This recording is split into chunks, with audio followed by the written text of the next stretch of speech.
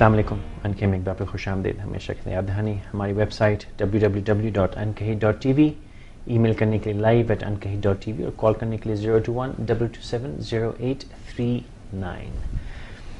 جمعے کے دن ہم نے آپ کو وہ ایک رپورٹ دکھائی تھی مسجد کی، جو کہ چاروں طرف گند کچرے کے اندر مسجد بنی ہوئی تھی.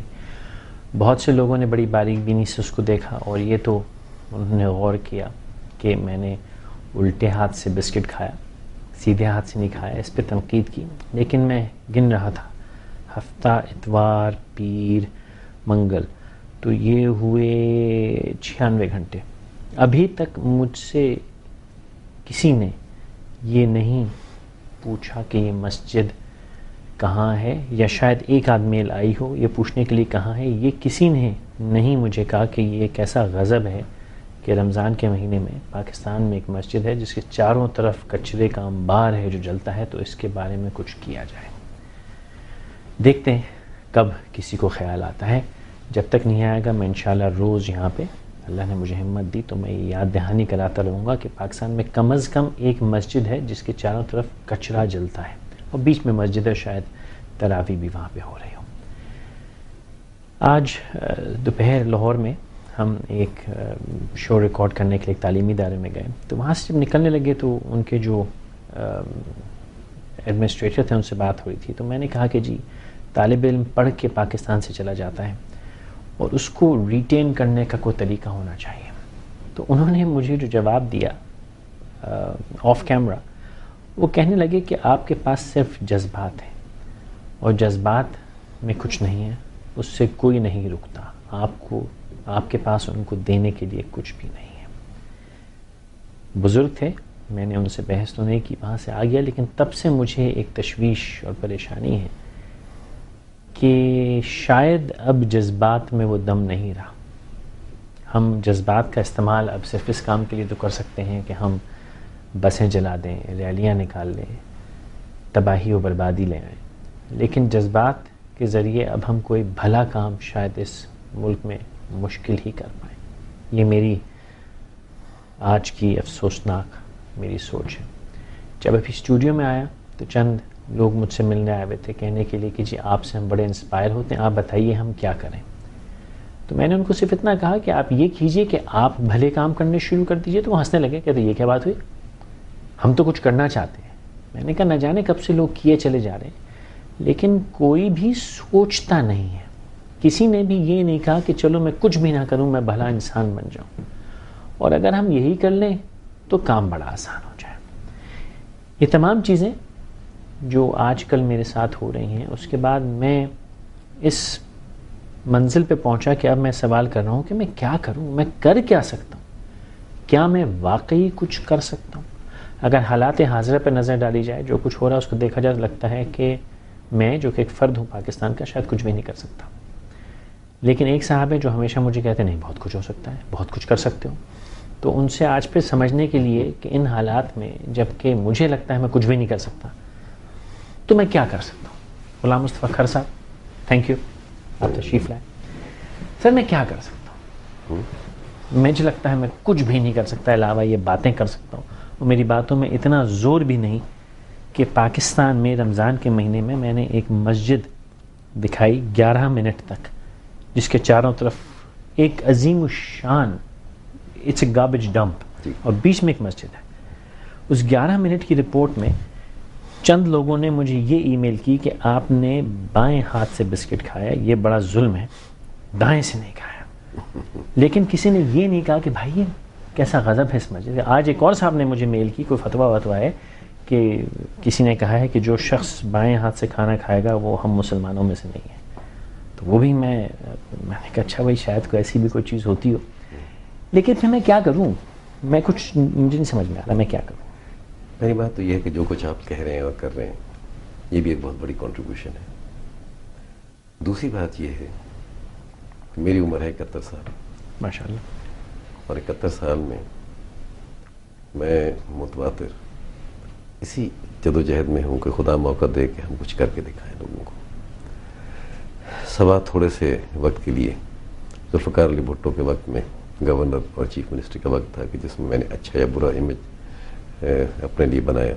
ٹھیک ہے. اس کے بعد میں بھی اسی طرح بھٹک رہا ہوں, اور آج تک صرف یہ فرق ہے کہ میں نے کسی صورت یہ ایک سیکنڈ کے لیے بھی نہیں سوچا کہ میں کچھ نہیں کر سکتا. جس دن میں نے یہ سوچ لیا کہ میں کچھ نہیں کر سکتا تو میرے ضمیر کی موت ہو جائے گی. اور دوسرا یہ ہوگا کہ میرا مذہب پہ ایمان نہیں ہوگا. یہ دونوں چیزیں ایسی ہیں. اور جو کچھ ہمارے اور آپ کے ساتھ ہو رہا ہے یہ آپ ایسا مت سمجھیں کہ ہمارے ساتھ ہے. ویسے ہم بدقسمت ہیں کہ بہت لمبے عرصے سے یہی کچھ ہی ہو رہا ہے, اور بہت قربانی دیتی ہے یہ قوم, بہت کچھ کرتی ہے اور بہت وفا کرتی ہے لیڈروں کے لیے یا جن لوگوں سے وہ کوئی توقعات ہوتی ہیں, اور ہمیشہ انہی کے سے ہی ان کے ساتھ بے وفائی ہوتی ہے. اب یہ بھی تو آپ دیکھ لیجئے, تو قوم نے بھی تو مایوسی نہیں اختیار کی, تھوڑی بہت ہوگی, لیکن آپ دیکھیں کہ کتنے عرصے سے یہاں مارشل لاز رہے ہیں, ڈکٹیٹرز رہے ہیں. مشرف نے تو ایسے حالات پیدا کر دیے تھے کہ واقعی لوگ کہنے لگے تھے کہ جب کچھ بھی نہیں ہو سکتا. لیکن جیسے لوگوں کو موقع ملا اور انہوں نے اپنا فرض نبھایا, اب عام لوگ یہ سمجھتے تھے کہ شاید اس تبدیلی کے بعد تمام وہ چیزیں ان کی پوری ہو جائیں گی. پہلی بات تو یہ ہے کہ تمام چیزیں پوری نہیں ہوتی. دوسرا, کم از کم میں یہ کہہ سکتا ہوں, آپ اپنے متعلق کہیں گے کہ آپ کیا سمجھتے تھے, اللہ جانتا ہے کہ مجھے یقین تھا کہ یہی کچھ ہوگا. اور اس کی آپ دیکھیں, آپ مجھے ایسے نہ سمجھیں کہ میں ایسے بات کر رہا ہوں. پہلے میں نے الیکشن میں اسی لیے حصہ نہیں لیا کیونکہ میرے پاس کسی پولیٹیکل پارٹی کا سہارا نہیں تھا. تو میں نے کہا کہ میں الیکٹ ہو بھی جاؤں تو وہاں میں کچھ نہیں کر سکوں گا, اس لیے میں انتظار کروں گا. اور آپ دیکھیں میرے لیے انتظار کرنا بڑا مشکل بات ہے, اس لیے کہ میری 71 کی ایج ہے. اللہ کو صحت دے, زندگی نہیں, اللہ صحت دے, لیکن ایکٹیو جو زندگی ہوتی ہے انسان کی وہ اب ساری عمر تو نہیں رہ سکتی, بس کچھ عرصہ ہی ہوتی ہے. ہم بہت ہی مشکل اور بہت ہی برے وقت سے گزر رہے ہیں. اچھا, آپ نے ایک بات کی کہ جب پرویز مشرف صاحب کا وقت تھا لوگوں نے یہ سوچا تھا کچھ بھی نہیں ہو سکتا.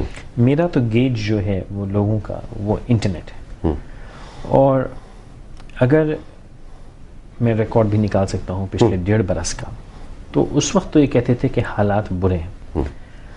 اب لوگ یہ کہتے ہیں کہ اب تو سامان لپیٹو اور نکل لو.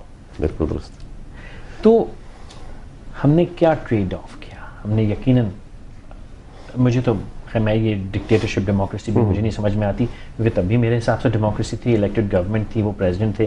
اب وہ جن حالات مینیپولیشن سے تھے تو وہ تو ابھی بھی ویسی اسی قسم کے حالات ہیں. صرف یہ فرق یہ ہے کہ آرمی ڈائریکٹلی بظاہر انوالوڈ نہیں ہے. میں اپنا بالکل لے مین ٹرمز میں بات کر رہا ہوں کیونکہ میں ایک پولیٹیشین تو اس سے برے حالات ہیں.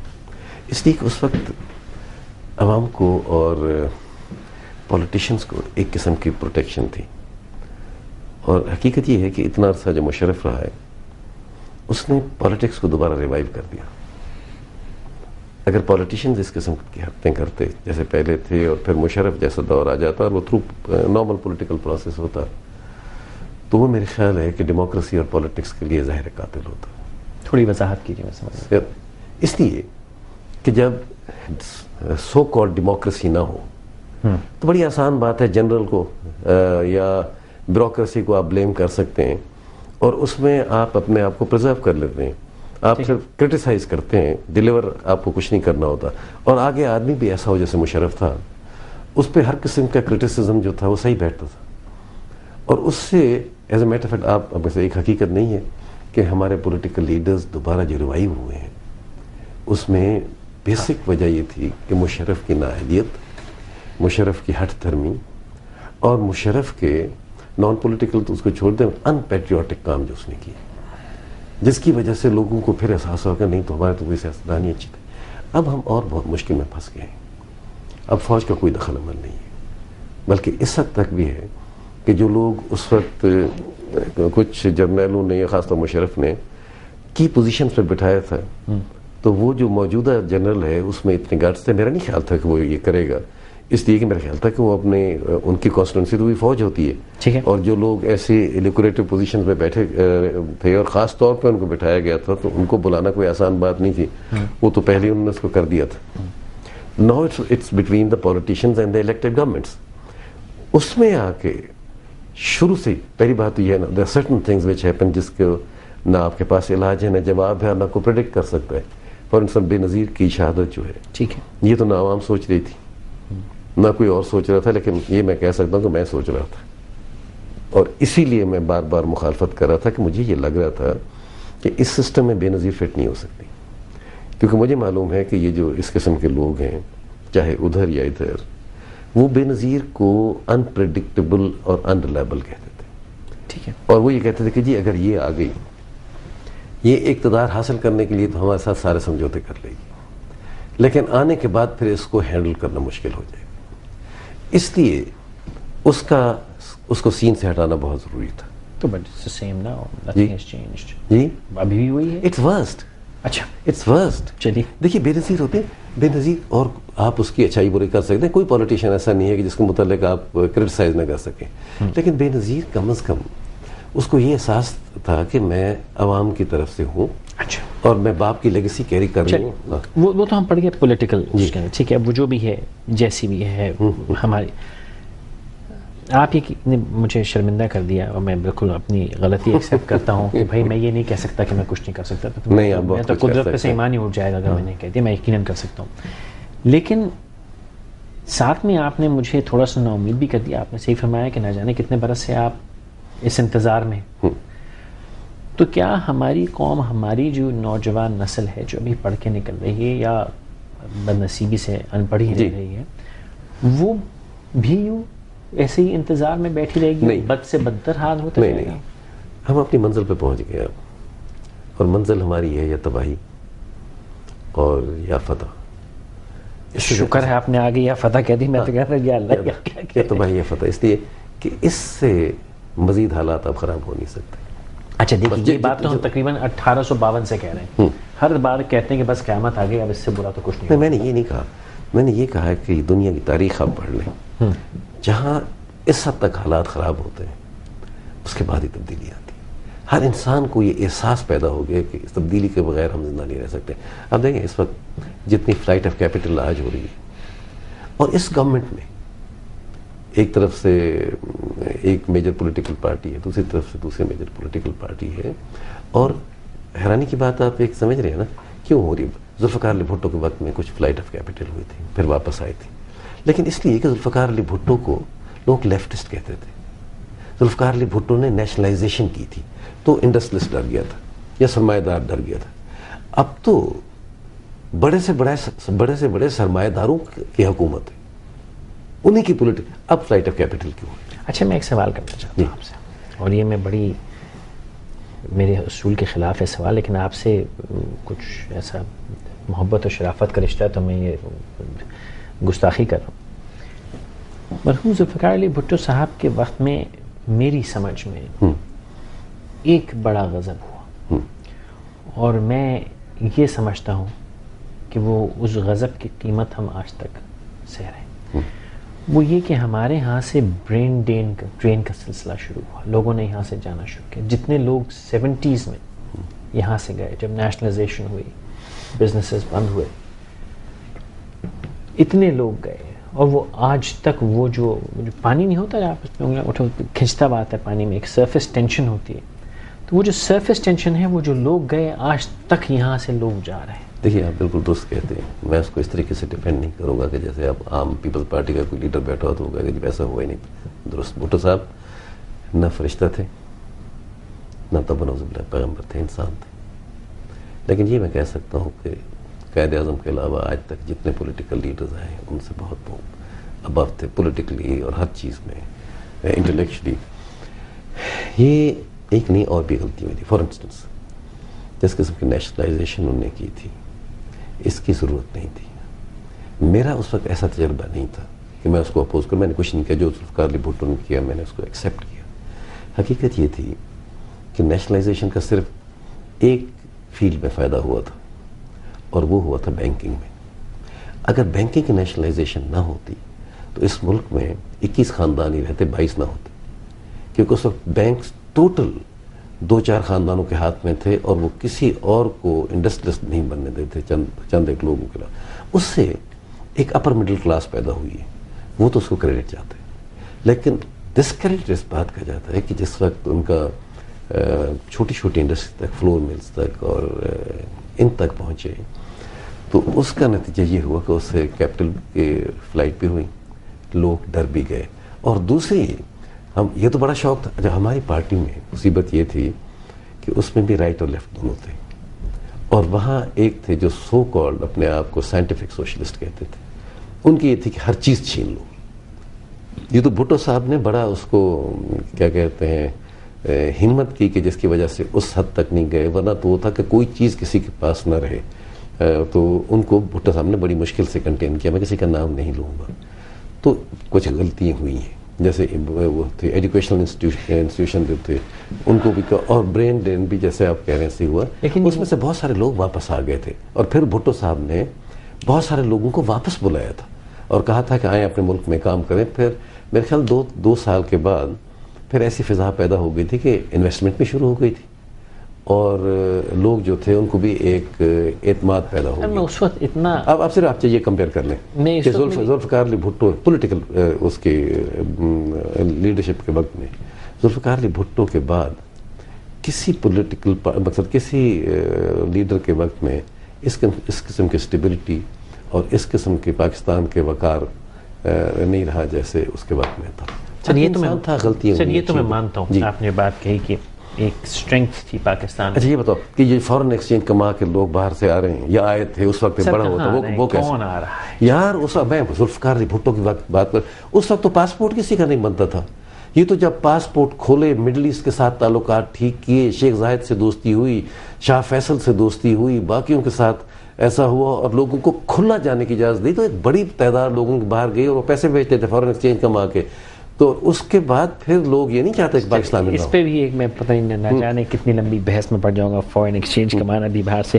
ایک مختصر سا وقفہ لیجیے کیونکہ ابھی بھی مجھے یہ سمجھنا ہے کہ میں کیا کر سکتا ہوں. ہمارے ساتھ رہی ہے مقصد.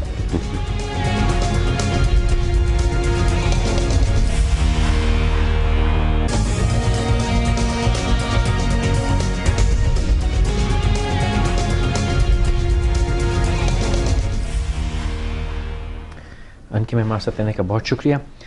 غلام مصطفیٰ کھر صاحب ہمارے ساتھ بیٹھے ہیں اور میں ان سے سمجھنے کی کوشش کر رہا ہوں کہ میں کیا کر سکتا ہوں، کیونکہ آج کا دن جو ہے قدرے میرے لیے نا امیدی کا دن ہے. بہت سی وجوہات ہیں، چند وجوہات میں نے آپ کو بتائیں، چند اور بھی وجوہات ہیں، لیکن کچھ حد تک مجھ میں نا امیدی ہے. ایک کال ہے عتیب صاحب کی کراچی سے. السلام علیکم بھائی. جناب والی فرمائیے. جناب یہ کر رہے ہیں، ہماری نظر سے آپ کی فلم گزری نہیں ہے. میری آپ سے یہ عرض ہے کہ آپ ہمیں ایک دفعہ یا تو بتا دیں یا اس کا پتہ بتا دیجیے، ہم اپنے حصے کا جو ہے جو کوڑا ہوگا وہ اٹھا لیتے ہیں، اور سب مل کے اگر یہ اٹھا لیں تو بہت اچھی بات ہے. اور بڑا ہمیں ہو رہا ہے کہ اگر جیسا آپ نے بتایا ہے وہاں کی یا تو لوگ بہت بے حس ہیں یا بالکل تعلیم سے غافل ہیں. اللہ کے گھر کو تو، اللہ کے گھر کے ارد گرد کو تو بڑا صاف رکھنا چاہیے. مسجد تو ایک دن کا بھی جو ہے وہ نہیں ہونا چاہیے. یقیناً آپ صحیح فرما رہے ہیں. ذرا بتا دیجیے کہاں پہ مسجد ہے، مجھے معلوم نہیں ہے.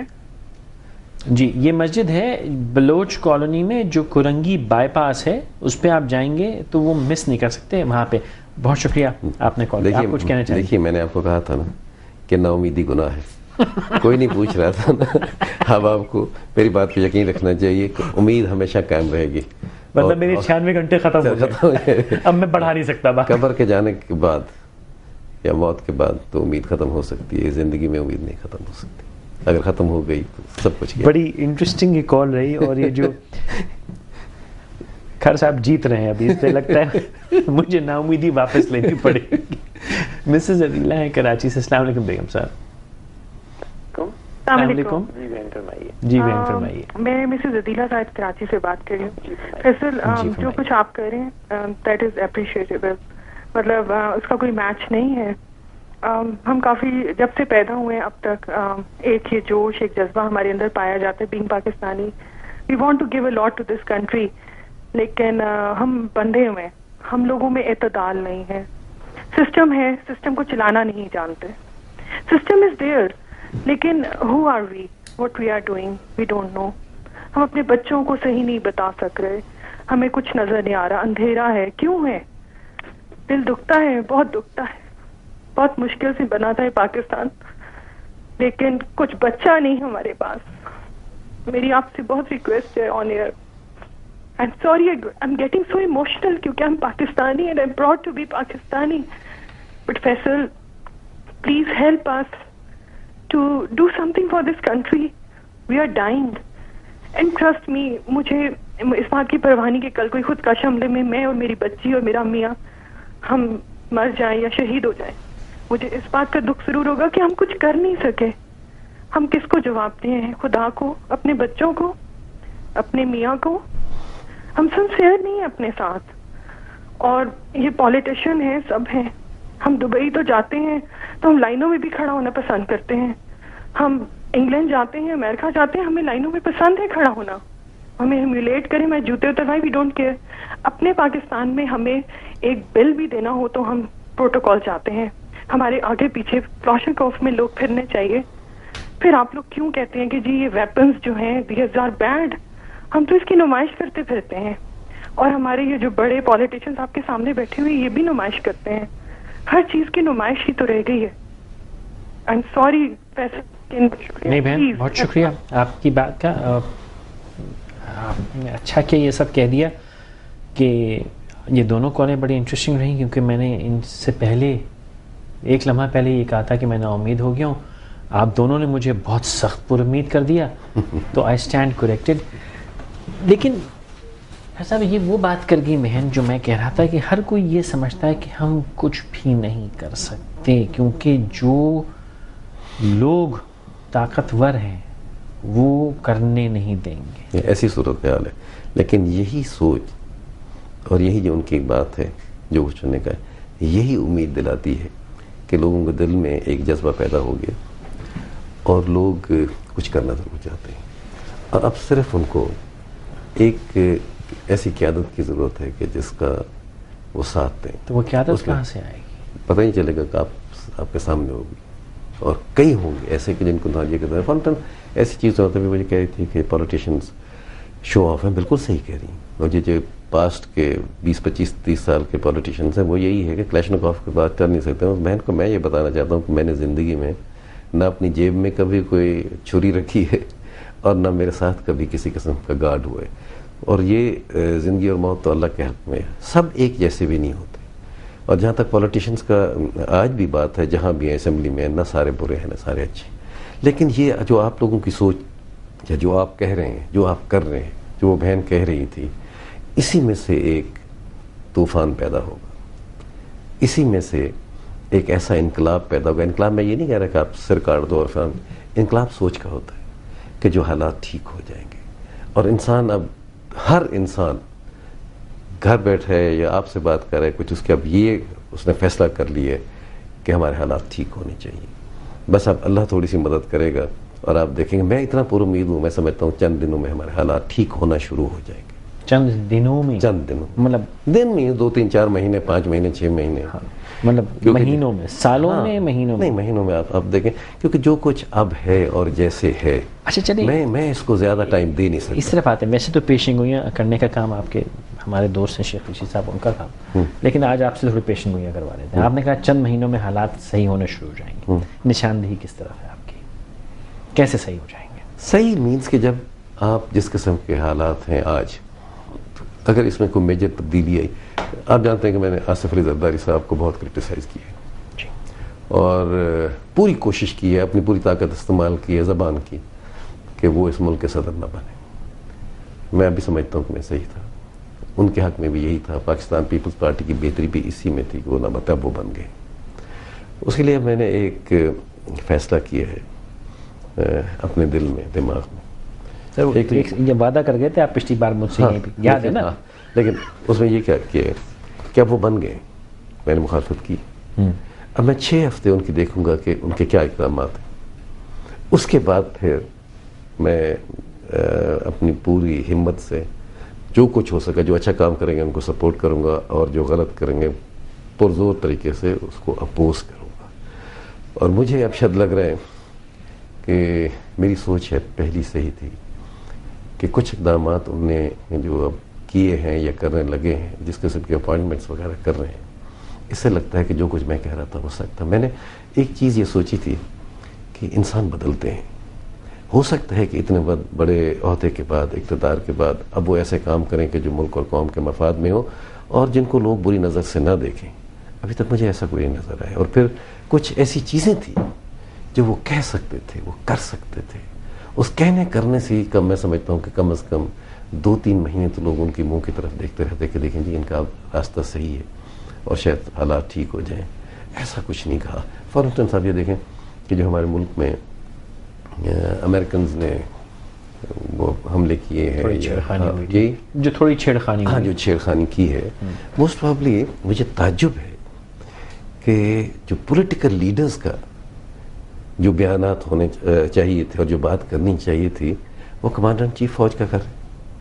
کیوں؟ اس نے آئی ایم ایبسولوٹلی شیور کہ کمانڈر ان چیف کو کوئی پولیٹیکل لیڈر بننے کا شوق نہیں ہے. موسٹ پرابلی اس نے یہی سوچا ہوگا کہ یہ کرنا بہت ضروری ہے. کوئی تو کہے، جی کوئی تو کہے، ورنہ یہ قوم تو ڈوب جائے گی. اور یہ کہے گی پھر تو آزادی بھی گئی، سب کچھ گئی.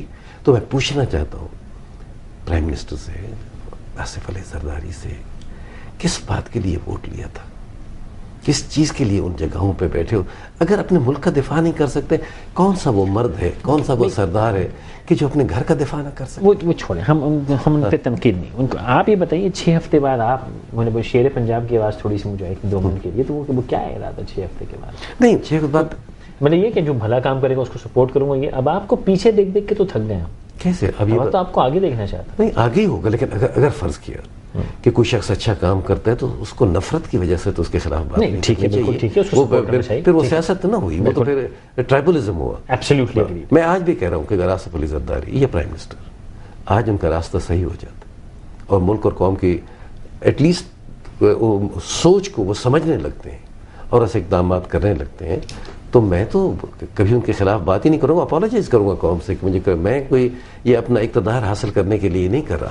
لیکن سچی بات یہ ہے کہ میں نے آج تک ان کا، جیسے کہتے ہیں نا ہم پنجابی میں، کوئی چج کی اسٹیٹمنٹ ہی نہیں دیکھی، کوئی بات ہی ایسی نہیں دیکھی. پتہ لگا کہ صدر کے منہ سے آ رہی ہے یا پرائم منسٹر کے منہ سے آ رہی ہے، تو ایسا لگتا ہے کہ جیسے کوئی کھیل ہے، تماشا ہے، کچھ نہیں ہے. آج یہ دیکھنے کتنا فرق ہوا ہے.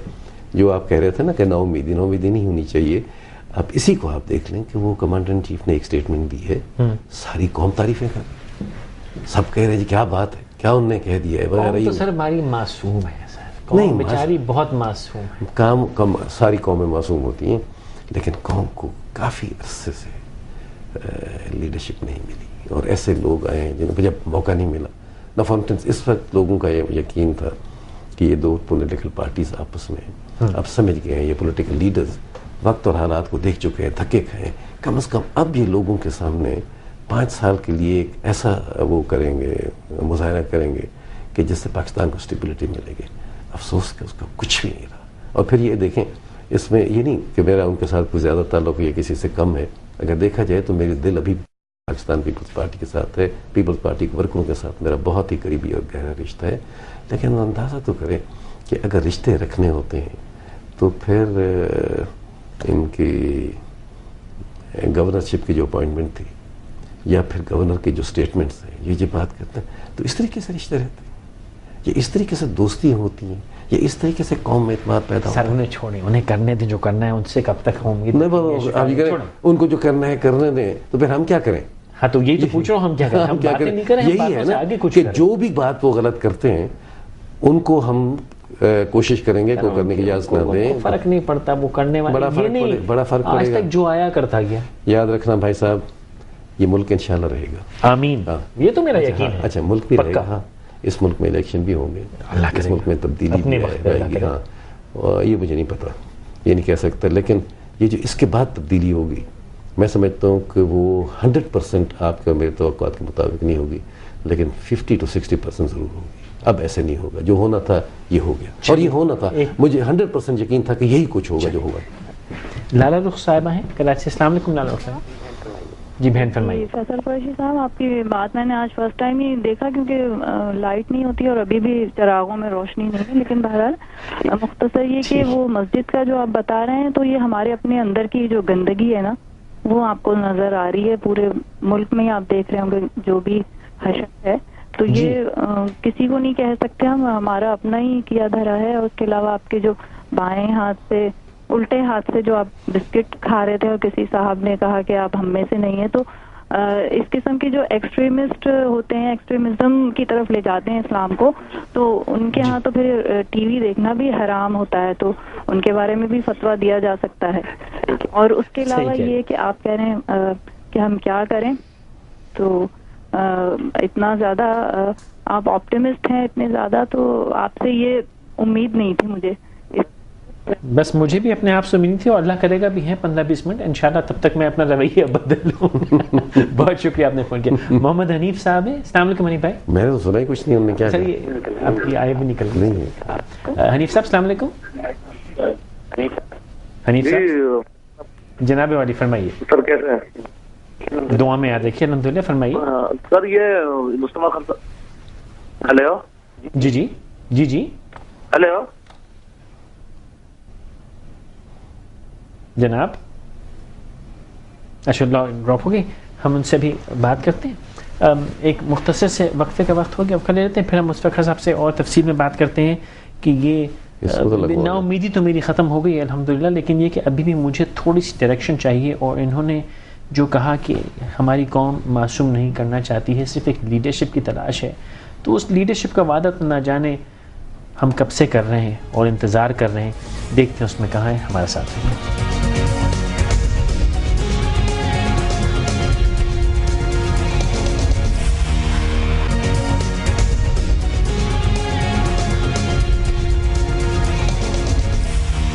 ہمارے ساتھ رہنے کا بہت شکریہ. یہ وقت کچھ دیر میں ختم ہو جائے گا. درخواست میری www.ankahi.tv پہ اس بات چیت کو زندہ رکھیں تاکہ وہاں پہ یہ گپ شپ چلتی رہے. سر آپ نے کہا کہ کچھ عرصے میں تبدیلی آ جائے گی، اور تبدیلی ہماری توقع پہ تو نہیں ہوگی لیکن تقریباً اس سے بہت بہتر ہوگی. وہ لیڈرشپ کہاں سے آئے گی؟ وہ لیڈرشپ کیا یہ جو اتنی بڑی بڑے مسائل بیٹھے ہوئے ہیں ان کو، پرسیپشن کو، برین ڈرین کو، اکنامکس کو، پرائسز کو، پرابلم ہی کوئی نہیں. خدا جانتا ہے کوئی پرابلم. یہ سب جعلی پرابلمز ہیں. یہ سب جعلی کریٹڈ پرابلمز ہیں، اور اس لیے نہیں کر سکتے لوگ کہ اس میں بہت بڑے مافیاز جو ہیں وہ انوالو ہیں، اور حکومت مافیا سے باہر نہیں نکل سکتی. کیوں نہیں؟ کیوں نہیں؟ بڑی آسان بات ہے کہ آپ جن لوگوں سے کروڑ ہا روپے بلکہ اربوں روپے لے کے الیکشن لڑیں اور وہ آپ کو فائنینس کریں، اور آپ ان کو بلا کے کہیں کہ پیسے مجھے دو، ان کے خلاف آپ کیسے قدم اٹھا سکتے ہیں؟ میں آپ کو یہ بتاتا ہوں کہ ایسی ایسی چیزیں ہو رہی ہیں جو آپ سوچ نہیں سکتے. اب یہ جو چینی کی پرائسز آسمان پہ چلی گئی تھی، کیوں چلی گئی تھی؟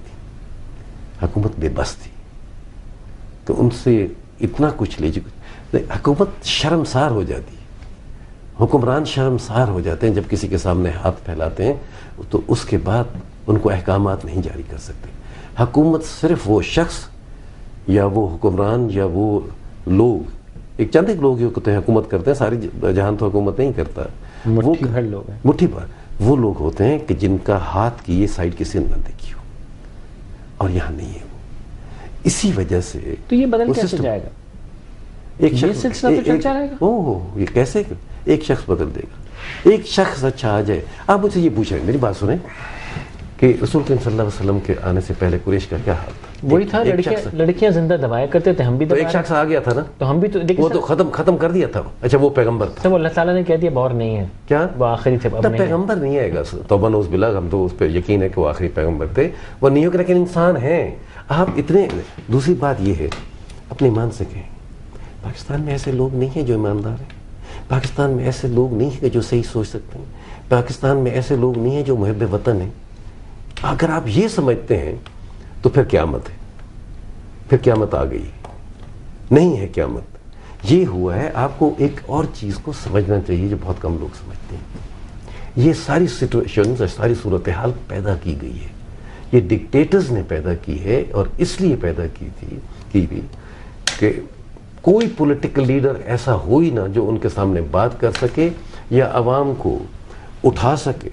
تمام لوگوں کو آپ دیکھیں نا، یہ طریقہ کیا کئیوں کے خلاف ایبڈوٹ، کئیوں کے خلاف یہ جو اب آپ کی نیب کوئی کرپشن کے ختم کرنے کے لیے تو نہیں کی گئی تھی. نیب پولیٹیکل لیڈرز اور پولیٹیکل ورکرز کو ختم کی. ٹھیک ہے، اس میں کرپٹ بھی تھے، دوسرے بھی تھے. اسی طریقے سے جو حکومت جو جنرل ہے سکسیسو جنرل جتنے ہیں ان نے ورکرز اور لیڈرز کو ختم کیے. اب نکل رہے ہیں لوگ. اور یہ جو اب چینج تھا نا, خدا اور خدا کا رسول پہ یقین رکھیں, مجھے پتا تھا اس چینج کا نتیجہ یہی کچھ ہوگا, لیکن یہ ضروری تھا. اس کے علاوہ آپ کر کچھ نہیں سکتے تھے. اور اس کے بعد جو چینج ہوگا وہ بہتر ہوگا. آپ دیکھ آمین, اللہ کرے. آپ صحیح کہہ رہے ہیں. راشد صاحب ہیں کراچی سے. السلام علیکم راشد صاحب. جی سر, السلام علیکم. جی جناب والی, السلام علیکم. جناب وعلیکم السلام, فرمائیے. سر تھوڑی سی بات ہے. جی فرمائیے. جی یہ خر صاحب سے جی جی ہمارے بزرگ ہیں اور اس وقت آپ بیٹھے ہوئے ہیں ماشاءاللہ ہمارے میڈیا پہ, اور لاکھوں لوگ اس وقت آپ سے آن ایئر بات آپ کی سن رہے ہوں گے اور یہ باتیں چل رہی ہوں گی. جی فرمائیے. ایک تو یہ ہے کہ خر صاحب آپ ذرا سکون سے سوچیں کہ جو ہمارا سوات میں معاملات چل رہے ہیں اور جو ہمارے ملکی حالات ہیں, ان میں اب سوات میں کوئی غیر مسلم تو ہے نہیں, سارے مسلمان ہیں. اللہ اور نبی کریم صلی اللہ علیہ وسلم کی اسوہ حسنہ پہ عمل کرنے والے سارے لوگ ہیں, اور ہم نے ان لوگوں سے کیا کرنا ہے, کیا طریقہ استعمال کرنا ہے, ان کو کیسے اپنے راستے پہ لانا ہے, یہ ساری باتیں حکومت کی ہیں. اب آپ کے لیے تو یہ پیغام ہے کہ آپ کسی طریقے سے ہمارے جو سوات میں معاملات چل رہے ہیں ان کو ختم کروانے کے لیے کچھ بھی ہو سر دھڑ کی کوشش لگا کے آپ ختم کریں. یہ ہمارا بہت فرض ہے. جی تو یہ ہمارا فرض ہے, لیکن یہ ان کو کہا جائے کہ کس طریقے سے ٹھیک کیے جائیں. میں آپ سے پوچھتا ہوں یہ ساری قوم کے سامنے, یہ حالات خراب کس طریقے سے کیے گئے ہیں؟ یہ حالات خراب کیے گئے ہیں, اور یہ اس وقت کیے گئے تھے کہ جب افغانستان میں اور افغانستان کے ذریعے اور پاکستان کے ذریعے رشیا کو ختم کرنا گیا تھا, تو وہ سب کچھ کر کے ہم استعمال کر کے وہ چلے گئے, اور یہ سارا پھر تماشا ہمارے گلے پڑ گیا. وہ تو جو ہو گیا تماشا. اب اس تماشے سے نکلیں گے کیسے؟ کیوں نہیں نکلیں گے؟ کس لیے نہیں نکلیں گے؟ وہ لوگ ہمارے بھائی ہیں, ہمارے ایک ہی خون ہے ہمارا, ہم ایک ہی ملک کے رہنے والے ہیں. وہی لوگ ہیں کہ جو وہ ملک سے بھی اسی طریقے سے محبت کرتے ہیں. اس میں سے دو قسم کے لوگ ہیں. ایک تو ایسے لوگ ہیں, آپ دیکھیں پہلی بات یہ فرق ہے پنجابی اور اس کا. ایک عارف صاحب ہول کے ان سے بات کریں. عارف صاحب السلام علیکم. جناب والی فرمائیے. A few stray thoughts. اچھا سر, پہلے تو خر صاحب سے مجھے یہ کہنا تھا کہ ایک پوائنٹ ضرور اس پہ ضرور بتائیے گا مجھے کہ جیسے امریکہ ہے, انگلینڈ ہے, وہاں پہ ڈیموکریٹک گورنمنٹس جب سیٹ اپ ہوتی ہیں تو وہ کسی نہ کسی طرح وہ اپنا ٹائم پیریڈ کمپلیٹ کرتی ہیں اور ایک پروسیس چل پڑتا ہے. ہمارے یہاں مجھے ایک المیہ جو میں سمجھتا ہوں یہ ہے کہ اب تک تو یہی لڑائی رہتی ہے کہ ہم کون سا سسٹم رہے, ڈیموکریٹک سسٹم رہے کو فالو کریں یا کوئی مطلب نظریاتی ہمارے ہاں پالیٹکس نہیں. دوسری چیز یہ ہے کہ خر صاحب سے میں نے ویسی ایک ایز اے اسٹوڈنٹ مجھے پوچھنا ہے کہ ہمارے بہت سے لیڈرز جو ہیں وہ ڈیل کر کے باہر چلے جاتے تھے, اور کیونکہ اس وقت جو کرائسس ہے, میں سمجھتا ہوں کرائسس ہے, مجھے بتائیے گا کہ correct me if I am wrong, کہ ہمارے پاس لیک آف لیڈرشپ کوالٹیز کی کمی ہے. ڈائنامک لیڈر نہیں ہے جو ورلڈ فورم پہ جو ہے پاکستان کو صحیح طرح پریزنٹ کر سکے. مثال کے طور پہ ہمارے لیڈرز جو ہیں, مثال پہ ذوالفقار علی بھٹو جو ہیں جیل میں سڑ رہے تھے, وہ کیوں نہیں گئے ڈیل کر کے؟ سوال یہ ہے. جی ٹھیک ہے, رائٹ, بہت شکریہ. وہ کہیں کہ جیسے ذوالفقار بھٹو صاحب تھے وہ ڈیل کر کے باہر کیوں نہیں گئے, باقی لوگ اب ڈیل کر کے چلے جاتے ہیں. پہلی بات یہ تھی ان کو ڈیل کرنے کی شاید اجازت ہی نہ دیتے. میں نے ان کو یہ مشورہ دیا تھا کیونکہ میں سمجھتا تھا کہ ذوالفقار علی بھٹو جیسا لیڈر اور نہیں ہے, اور اس کے بعد ملک کے اوس میں چلا جائے گا. اگر ذوالفقار علی بھٹو زندہ رہیں گے تو 6 مہینے سال کے بعد ان کو لازمی واپس بلانا ہوگا, اس لیے کہ ذوالفقار علی بھٹو کا آلٹرنیٹ نہیں ہے. ٹھیک ہے, اور اگر واپس آئیں گے تو ہماری قوم کے لیے بہت بڑا ایسٹ ہے. تو پہلے وہ مان گئے تھے, اور اس کے بعد پھر انہوں نے کہا نہیں مصطفیٰ, ہاں مجھے کہا تھا کہ میں نے کہا ہم نے طریقہ دیا تھا کس طریقے سے جانا ہے, تو مجھے کہا تھا مصطفیٰ اس میں سکسیس کے کتنے چانسز ہیں کہ ہم نکل جائیں گے. تو میں نے کہا کہ جی 30% پکڑے جانے کے ہیں اور 70% سکسیس ہے. تو اس سے the risk is too high. اگر خدا نخواستہ میں بھاگتا ہوا پکڑا گیا تو پھر ہسٹری مجھے معاف نہیں کرے گا, لوگ کیا کہیں گے. یہ بات درست ہے. لیکن دیکھیں صاحب, آپ یہ تو کہہ رہے ہیں, ہمیں یہ بھی تو سوچنا چاہیے کہ کیا ہم صرف اسی بات پہ ہے کہ ہم اپنے سارے لیڈروں کی مزاریں بناتے رہیں گے اور ان کو شہید کر کے پھر ہم ان کی تعریف کریں. لیڈر زندہ رہنے چاہیے. لیڈر کو اپنا ایمان نہیں بیچنا چاہیے. لیڈر کو جب تک وہ قوم کی خدمت کرتا ہے اور کوئی ایسا جرم اس نے نہیں کیا کہ جہاں قوم کو اس نے نقصان پہنچایا ہو, اگر وہ زندگی بچانے کی کوئی ترکیب کرتا ہے تو اس کے خلاف ہمیں نفرت نہیں پیدا کرنی چاہیے. اور اس کا نتیجہ یہی ہے کہ ہم ذوالفقار علی بھٹو, مصطفیٰ کھر, میاں نواز شریف, تو یہ تو اور بات ہوئے, لیکن رسول کریم صلی اللہ علیہ وسلم کو بھی اللہ نے کہا تھا کہ آپ اپنی زندگی بچا کے مدینے چلے جائیں. اور مدینے گئے تھے, رہے وہی پروفٹ تھے, وہی پیغمبر تھے, اور پھر آ کے انہیں مکہ کو فتح بھی کیا تھا اور مذہب کا جو پیغام تھا وہ ساری دنیا میں پھیلایا تھا. اب اس کو اگر دیکھیں کہ اگر اللہ یہ سمجھتا کہ لیڈر کا کام ہی یہی ہے کہ اس کو وہی مر جانا چاہیے, تو پھر اللہ ان کو یہ راستہ نہ دکھاتے. تو یہ اللہ کا دکھایا ہوا راستہ ہے. ٹھیک ہے. تو اب جاتے جاتے آپ نے ایک بات میں کرنا چاہوں گا, آپ نے یہ فرمایا کہ لیڈر کی کمی ہے, ایک لیڈر نکلے گا. یہ تو مطلب وہ آخرت کے نشانیوں کی ایک قسم کی وہ بات ہوئی. لیکن لیڈر ہیں, لیکن اب حالات پیدا کر دیں گے. حالات کون پیدا کرے گا؟ یہ ہو رہے ہیں پیداوار. جب حالات خراب ہیں اور موجودہ حکمرانوں سے حالات نہیں سنبھلیں گے تو اس میں سے پھر لیڈر پیدا ہوں گے, اور اس میں سے جو لیڈر پیدا ہوں گے ان میں سے سارے ٹھیک نہیں ہوں گے, لیکن ایسے بھی ہوں گے کہ جو اس ملک اور قوم کی تقدیر کو سنواریں گے. پتہ نہیں مجھے کیوں اتنا یقین آ گیا کہ اس ملک کی تقدیر اب سنورنے والی ہے, اور یہ انشاءاللہ اس ملک کا برا وقت جو ہے وہ ختم ہو رہا ہے. انشاءاللہ آپ دیکھ لیں, مشرف گیا, ہم نے کہا تھا. اب ایک اور ہمارے سر پہ بھار ہے, ایک بہت طوفان ہے. میں سمجھتا ہوں کہ مشرف نے جتنا پاکستان کا نقصان کیا ہے اور کسی شخص نے کیا, اور امریکہ کا جو بش نے نقصان کیا ہے کسی اور شخص نے نہیں کیا. اللہ نے اس سے جان چھڑائی ہے, اللہ اس سے بھی جان چھڑا لے. اس کے بعد آپ دیکھیں میجر تبدیلیاں آئیں گی. آج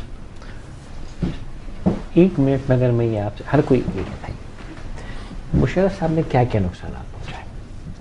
اب یہ پوچھتے کہ مشرف نے کون سا نقصان؟ نہیں یہ تو جواب نہ ہو. اچھا, اگر موٹا موٹا میں اوپر کی 5-4 چیزیں بتا دیجیے. مشرف صاحب نے اس ملک میں سب سے بڑی بات یہ ہے کہ اس نے طاقتور کیا ہے الطاف کو. ٹھیک ہے. اور الطاف کے تمام اقدامات جو ہیں مجھے ان پہ سب پہ ڈاؤٹ ہے. وہ اب الیکٹڈ ہیں, جو کچھ ہے سو ٹھیک ہے. مشرف نے قوم کی تذلیل کی ہے اور امریکنز کی بد مقصد ہے کہ بریزن غلامی قبول کی ہے کہ جس سے قوم کا مورال ختم ہو گیا. ہم اپنے آپ کو آزاد نہیں سمجھتے. اس سے بڑا ظلم کیا ہو سکتا ہے؟ مشرف نے سیاست ختم کی ہے. مشرف نے اکبر خان بگٹی کا قتل کیا ہے.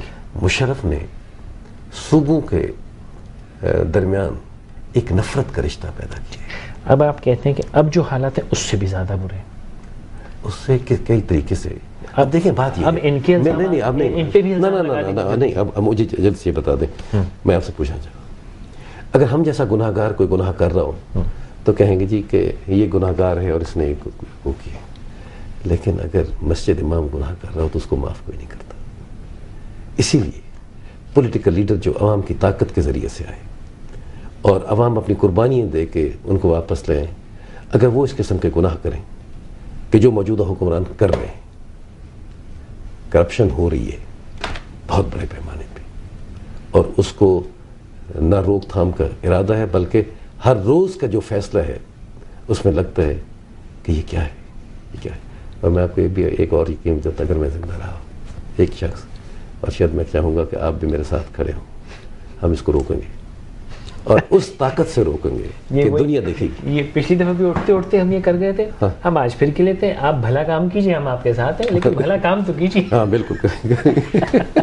غلام مصطفیٰ صاحب ان سے بات کر کے ہمیشہ ایک امید ملتی ہے, ایک پازیٹیو تھاٹ ملتی ہے. آج آپ کی کالوں کا بہت شکریہ, خاص طور پہ مسز عدیلہ کا, انہوں نے کراچی سے کال کی, اور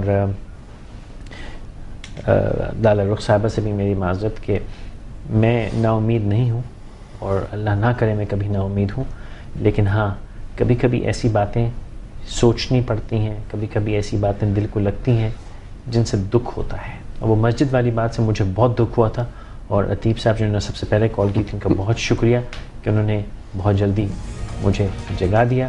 ہمارے ساتھ رہنے کا بہت شکریہ. کل تک کے لیے ہمیں اجازت دیجیے, انشاءاللہ پھر ملاقات ہوگی.